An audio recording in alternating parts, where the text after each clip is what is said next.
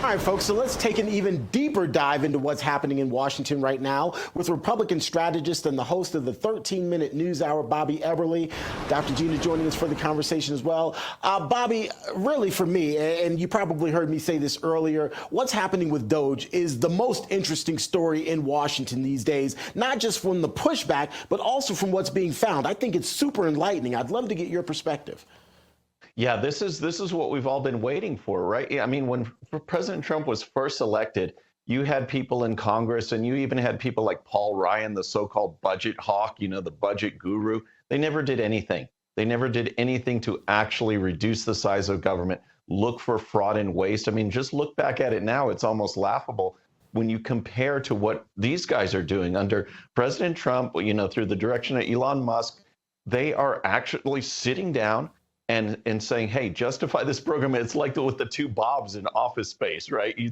They're reviewing everything, and they're finding a lot of bad stuff. I mean, when they start getting into the Defense Department, which is coming, and now Medicare and Medicaid, entitlements and defense spending, those are the big ones. Imagine what they'll find considering what they found already in places like USAID and these other agencies. I mean, it is incredible. And to me, Terrence, this is the big story. This is what America voted on, and transparency, truth, and saving the taxpayers' money, knowing where it's going, and if it has some value. If it doesn't, that money belongs back in the taxpayers for sure.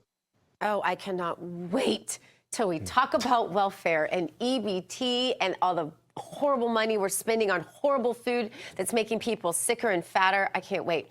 All right, President Trump and his team announced they have secured the release of American school teacher Mark Fogel from Russia. Fogel was arrested in August for possessing marijuana in that country. His family said it was medically prescribed. Fogel was then sentenced to 14 years in prison. What kind of a moment even is this? I'm having trouble, honestly, getting my head around it. What are your thoughts? Yeah, Dr. Gina, this was great how you alluded to this story, and it was so great beginning in Butler. And basically, what this comes down to is just the power of Trump. Not only just this personality that he's bringing, and he's full force, you know, all gas, no brakes, but just his commitment. When he says something to someone, whether it's the American people in general or someone specifically, one-on-one. He's done this a number of times where he's talked to someone in McDonald's and come through on a promise. This is on a much bigger scale. This guy was serving 14 years. And you know, this is just Russia exerting some influence, exerting some muscle, trying to hassle this person so they can stick it to America. Well, President Trump came in and said, hey, I'm no Joe Biden. I'm going to follow through on this promise, and we're going to get this guy back. And look at this.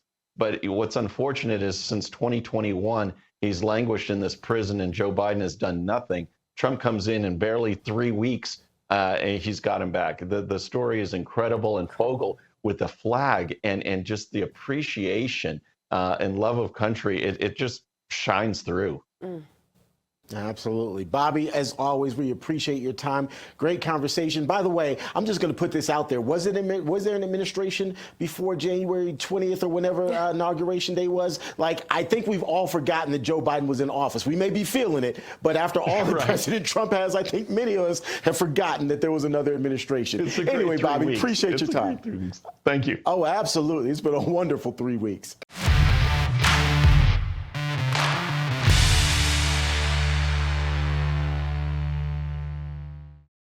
All right, friends, thanks again for tuning in. I really appreciate it. And before you go, please hit that subscribe button above. Once you do, tell your friends, share it, spread the word about the 13-minute news hour so we can keep growing. And for more great content, check out these videos right here, and I'll see you next time.